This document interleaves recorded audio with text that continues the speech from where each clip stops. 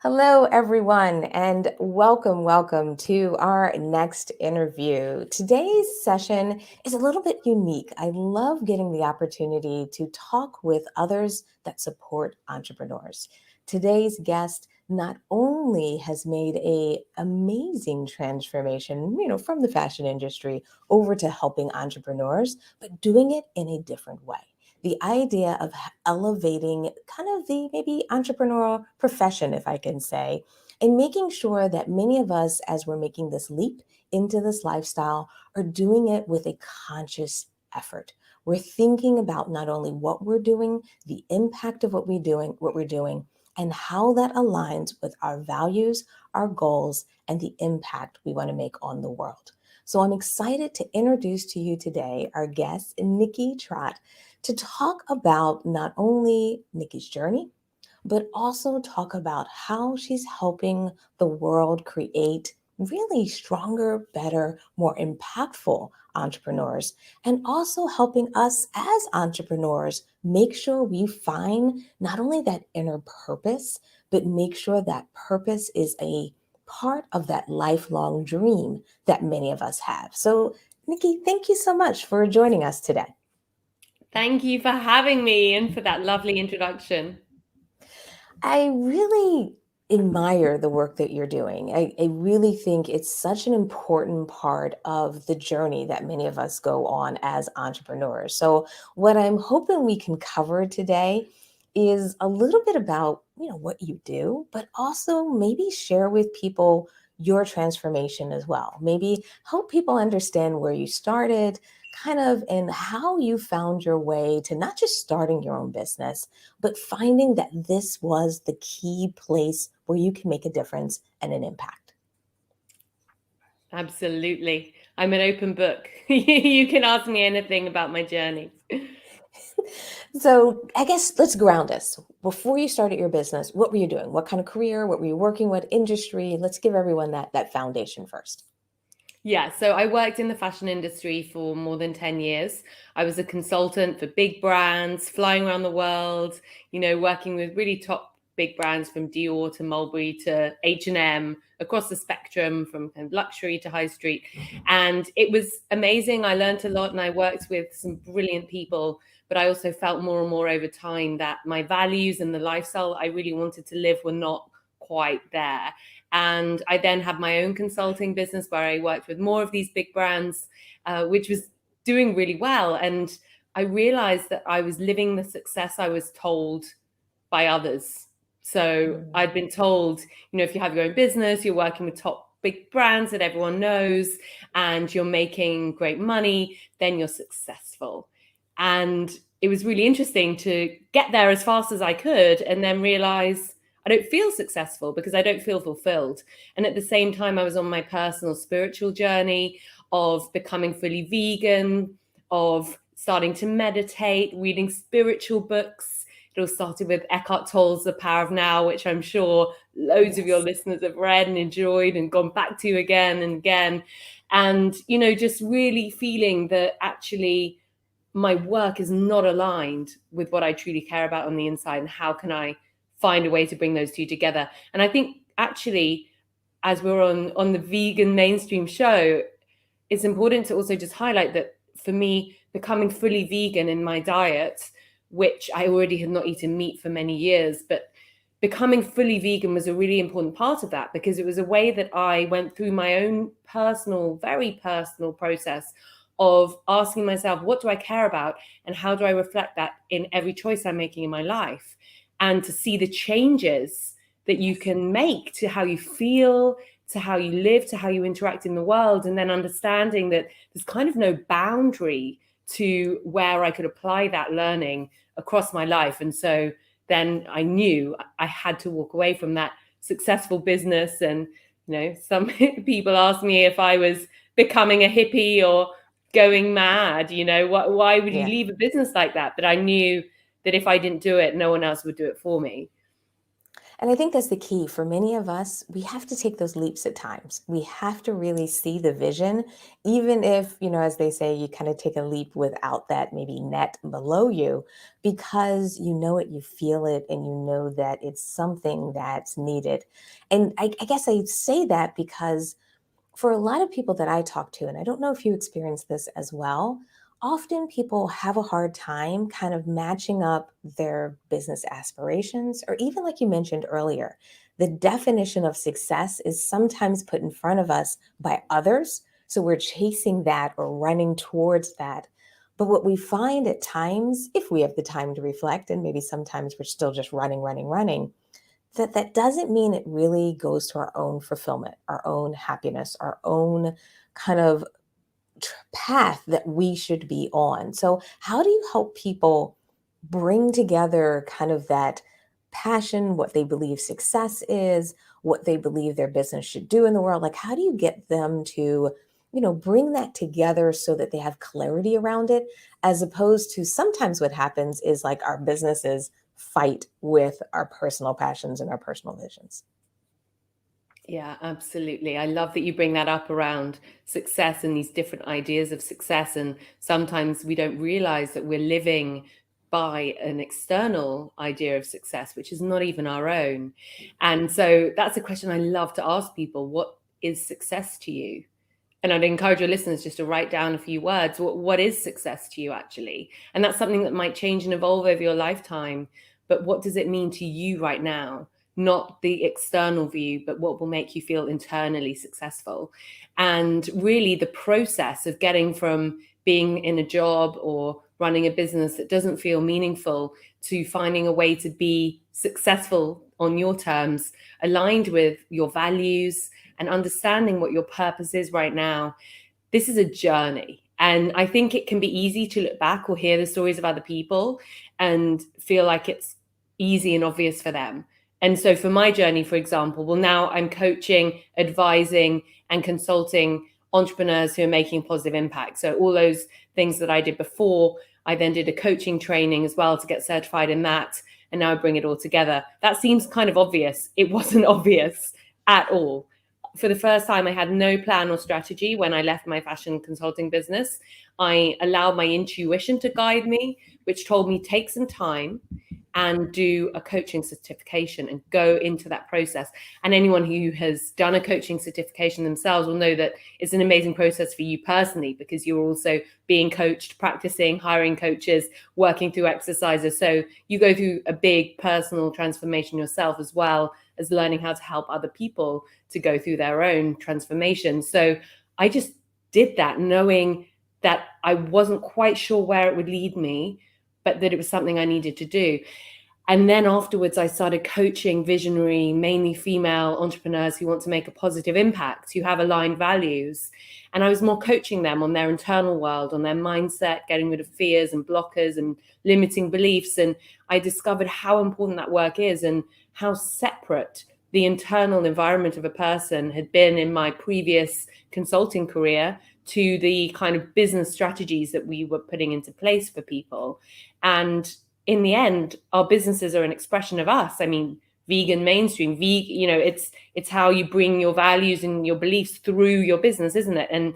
And that's not how business is normally treated in our society. And so then I realized, well, all of the coaching, all the consulting, all of this experience I have for all of these top brands, what happens when I give that to people who have a massive positive vision? And that's where everything came together. So that was a process. It was probably over a year for me, where I was working with different clients and then understanding one by one what they need from me, what I can most give them. And then Conscious Accelerator was born as this kind of wrapping together this holistic perspective and helping with the internal and external. But it wasn't that I had the idea and there it was, and then I made it happen. It was really step by step by step. And I think we even sometimes forget that in our own journeys, that actually, when we look back, it might seem obvious that led to the next thing. And I think whatever we're doing, we're meant to be doing it. And I thought, this fashion career I had, well, this is all not aligned with my beliefs, and I'm throwing that away and starting again. And then realized, no, I was meant to do that and get all of that experience so that now I can serve people who I really want to be serving with all of that knowledge. So I think, just to summarize that really it starts within for everybody, and there's an internal journey that we all need to go on, that we can be guided on, whether it's through spiritual mentors or coaches or whoever's guiding us in having, you know, different inputs along the way, but really understanding the internal process of unwrapping this external validation, this need for filling into the idea of yourself that other people have told you you should be, and not really knowing what your true values are, or not wanting to know what they are, and unraveling all of that stuff, and then working out, well, how can I take this out into the world in a really strategic, smart way? Absolutely. I just love the way that you not only shared your journey and helped people kind of see and hopefully maybe even hear in there that this is a journey. This is a process. I think sometimes when we think about starting a business, or sometimes when we see the headlines, or, we read other people's short bios, we think that it happened in a flash. And we don't realize that really strong businesses, sustainable businesses, do take time to build. And the services and products kind of change over time as your community comes together, as you get feedback. And that's kind of part of the beauty of being an entrepreneur. I think we think it has to be perfect and in a bow and signed off, approved, and then we launch it. But I really think the approach of taking it a little bit one step at a time, launching when it's not perfect, and really being willing to go on that journey, can really create an amazing business, not only in the immediate future, but really in that sustainable life of your business. Yes, I love how you phrase that. I agree so strongly. And, as entrepreneurs, I think we're probably the people who want everything to be perfect more than anyone, but also who have to accept imperfection more than anyone. And, I think that that's absolutely vital to making progress, of course, and also to being able to listen, and listen to, like you said, feedback, to understand what your community want, and to be able to really create for them, rather than being in your own head and making everything for you, and making so many presumptions, and then going out into the world and finding actually people might see things slightly differently, or have different priorities to what you thought they had. So really being open to listen. And I think something that held me back at the beginning of my journey, which I've heard so many of my clients also experience, if not maybe I could even say all of my clients, is a fear of being judged. And I felt like, how am I going to go with this network of thousands of fashion executives? My LinkedIn is just senior fashion people. And how am I going to go from this place to helping people who want to make a positive impact, and not just be judged for going crazy, or becoming another coach, or being too hippie, or saying goodbye to success? And I realized no one has time actually to judge what I'm doing. No one cares. Everyone's so busy with themselves. And if the odd one or two or five people did think negative things, it's fine. They're not the people who are going to go on the next phase of my journey with me. And that's no problem. That's no one's fault. It's okay. And equally, the other people who really resonate are going to be the people who I need to be taking along that journey. And so I think just letting go of this idea that everyone's watching and everyone's going to be quick to judge you, and just realizing, actually, when I see other people, I support them, and I'm excited for them, and I want to see them succeed. And I don't just look for mistakes. Everyone else is kind of probably also behind you and supporting you. So I think that's an important one to remember. Absolutely. I think it's a great one to remember, because I think sometimes that fear can speak louder than the reality of Yeah. what happens. And therefore, we're almost sometimes even looking for that one person that might say something, and we miss all the great support. We miss all the people who are inspired by our work. And we miss the people who are not just inspired by what we do, but the fact that we took that leap to believe in ourselves. we took that leap to kind of make that step forward, even without that perfect moment, perfect idea, perfect title, perfect business name, because those are all the things that we think we should have. But the idea of making that leap and making those first few steps can really inspire a ton of people in so many different ways that many of us wouldn't even imagine until we've made that, that first step. So I guess one thing I want to, pick your brain about, and let me know if this is something you feel comfortable with. But when we talk about this patience that it may take to build your business, when we talk about this idea of figuring out where you want to go and how and so forth, a lot of that really requires us to kind of sit down, do reflection. For many people, we're not used to that in our current society. We're used to going, going, going. We're used to making it work. We're used to checklist. And therefore, it can feel like you're getting into a different groove.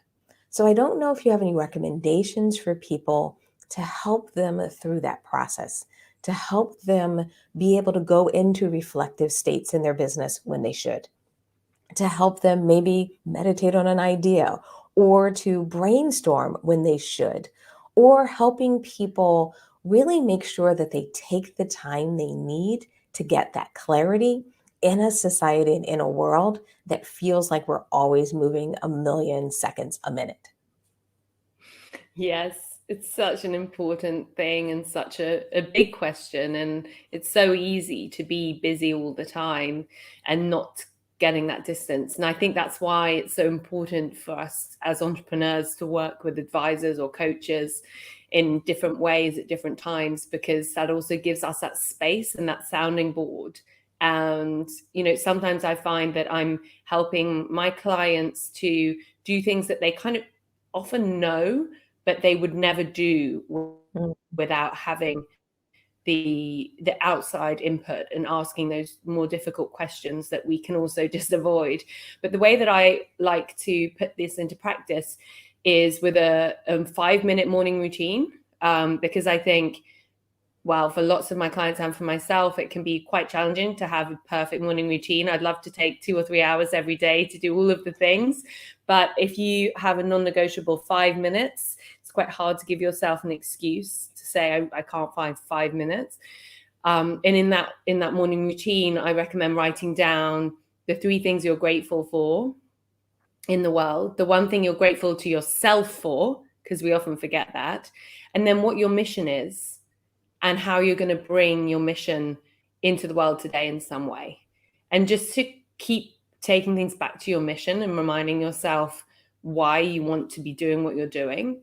But another thing that I like to do is to really let my work flow with the seasons and to have seasonal reviews. And when the season changes, to give myself time and a whole day to really just think about, where are things? Where have they come since the last season? Where do I want them to go? And what needs to happen? What needs to change? And to just do a bit of a review and allow things to evolve. And often things are evolving so incrementally that we don't even notice how much progress we have made. So that's Yeah. also a time for celebration. And you might not have reached your end goal, but what did you achieve in that time? And what are your priorities for the next? And I think actually just knowing your priorities is super important. And a lot of people also find a not to do list to be really important at this time. So saying, what am I not going to do in the next season that I did spot myself doing this season? Because it's also something that, you can slip into habits. We're all so distracted with all this technology and all these devices all the time. What do you want to cut out? And how will you create more space for the things you really want to be doing? I love that, because creating space is a hard thing. For many of us, we almost start picking things up, and it's kind of like having a bag. You just keep putting it in that bag, and then eventually you're literally dragging it with you, as opposed to realizing that, you're bringing things with you that don't serve you, don't help you move forward. And sometimes setting that down lightens the load before you even, look forward at what you should put up, put back in that bag, or what you should take on. So I think that's great advice, to make sure that we're all looking at what we're doing, and seeing if there's a way that we can create more space by putting some of those things down or even to the side temporarily so that we refocus on that vision. I'm also glad you talked about the morning. I think it's so important how we structure our day. I can feel it in myself, when I wake up a little bit, maybe I didn't sleep so well, or if I wake up and I grab my phone and I look at email right away and I get kind of engulfed in, oh, I got to do this. Oh, I forgot to do this. Oh, I should have done this. Then I can kind of run down the slippery slope where I start to feel that way for the rest of the day, as opposed to kind of waking up and creating, time and space to ground myself and set that intention for the day. So I'm really glad that you mentioned that as well. But one other thing I want to ask you about is, what about the long-term vision for businesses? One thing that I think a lot of people struggle with is, when should I be looking long-term at my business versus the here and now? Because as we start to tweak our mornings, as we start to get our schedules together, as we start to really, hone in on what we should be doing and making sure we're staying focused, a lot of people struggle, and especially with everything that's been happening in the world lately, with how much should I pay attention to those long-term plans? How much should I be planning into the future? How much should I be considering, my 2-year, 3-year, 5-year plan? And I'm curious, what's your perspective on that? How much people should be planning in the future and looking towards those future goals? This is a great question, and something that I have thought about a lot, I have to say. Honestly, I've scrapped the 5-year plan because it doesn't ever stay. I mean, if we were going to sit down now and write a detailed plan for next year, half or 75% of it would change, right? So in 5 years, I think that there's a danger of setting goals that we then feel we have to achieve because we said we would, and not then being open to seeing what's happening around us. And, one example would be someone who I know who said when they first left university, they would be a partner at a law firm before they turned 35. And then they worked and worked and worked and worked and hated what they were doing and said, but I have to become a partner first. Why? Why? Is that your reality today? Yeah. Is that truly what you want? Is that what success is for you? Back to that question. Or is that something different now for you, which you can therefore release yourself from? Because we can create cages for ourselves where we feel that we're absolutely tied to something. Well, no one's forcing you. So, on the one hand, I think it's really important to have that flexibility. On the other hand, of course, we need to have vision, and we need to know where we're going long term, and we need to understand what we're building towards and what change we want to make in the world to be able to have all of the things that we're doing leading us on the right path. And so I like to split it into having specific goals and priorities for now, for the next 6 months and the next 12 months, and then having my overall vision for how I want to change the world this year, next year, and in the years to come. So I personally have found that actually staying away from too many long-term specific goals is better. So for example, my team and I are thinking about doing a retreat next year. It's not our first priority, it's an idea. We've parked it on our ideas board. I could then say, well, what would that be in 2 years, 3 years, 4 years? But what's the point if we decide already next year that that's actually not the way we want to go? We're not going to do live events. We're going to do something else. We're going to focus on an awards, which is another idea we have. So I think, it's this balance, and it's ideas. It's so easy to have and so fun. I love coming up with ideas and discussing them with my team, and we all get passionate. But really, it's about execution, isn't it? It's about what are the things we can do really well, and simplifying and simplifying and simplifying so that we can do some things that really make a difference, instead of spreading around loads of ideas and finding actually I didn't move forward with much. So that would be my advice. Have your long-term vision, know what impact you want to make on the world, what legacy you want to leave, and allow that to evolve too, of course, because we don't just have one purpose. But know right now, this is why I'm here and doing this work, and I'm committed to it.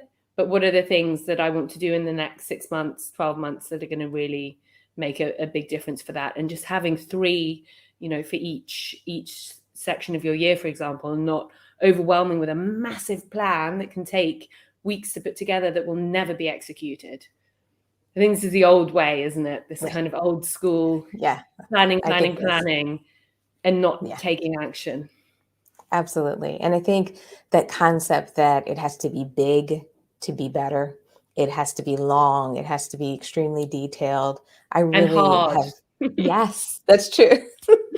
Yeah, things can have some friction at times, but it doesn't have to be the most difficult thing you've done for it to be a great thing. I'm really glad that you said that. But I've been finding I love like one-page plans. I love things that make it easy for me to not only reference quickly, but also keep them within view. Because when it's pages and pages and pages, it's tucked away in a folder.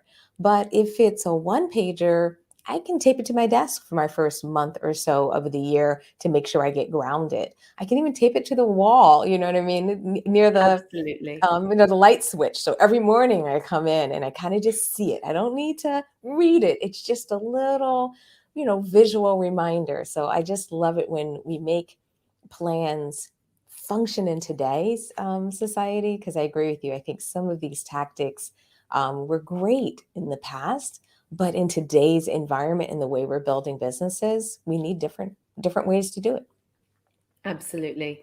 I think if anyone's writing a 50-page business plan, then they're writing it for themselves and no one Yes. else. And Yeah. that's the truth. And Yeah. even VCs, they don't want to read a 50-page business plan right now, however much money you're asking.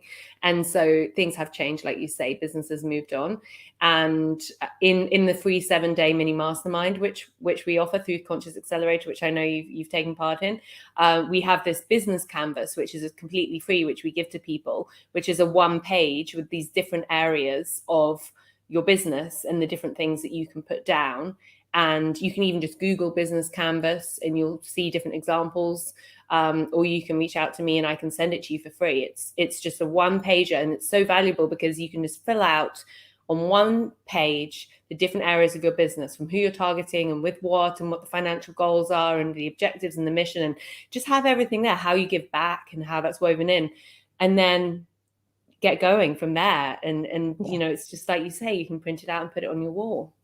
Yeah. And it makes a huge difference. So if people want to get access to that or even get in touch with you because of everything that they're hearing today is just resonating with them, which I'm sure it is because it's definitely resonating with me, what's the best way for them to get in touch and also get access to that 1-pager? So my website is consciousaccelerator.com. And on there, you'll have everything, how to contact me, how to sign up and get the mini mastermind, which includes that 1-pager. But you can also find me on Instagram, which is at Nikki Trott, or LinkedIn. I'm just Nikki Trott. So NIKKITROTT.